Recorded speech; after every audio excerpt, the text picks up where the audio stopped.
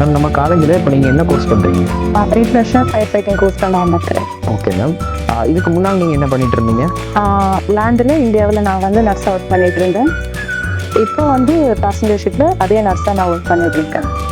பேசஞ்சர்ஷிப்பில் நர்ஸாக இருந்திருக்கீங்க. அங்கே என்ன மாதிரி டியூட்டிஸ் உங்களுக்கு வரும்? எமர்ஜென்சி கேசஸ் தான் மோஸ்ட்லி எங்களுக்கு வரும். சில நேரம் வந்து ஸ்மால் சிக்கு ப்ளஸ் அந்த ஆக்சிடெண்ட் எமர்ஜென்சி கேசஸ் கூட க்ரூவோ பேசஞ்சர்ஸோ யாருனாலும் வருவாங்க. ஸோ நம்மளால் ப்ரெடிக்ட் பண்ண முடியாது யார் எப்போ சிக் ஆவாங்கன்னு. ஸோ அந்த மாதிரி கேசஸ் கூட டெய்லி வரும். காமன் கோல்டு லேர்னிங் எல்லாமே வரும்.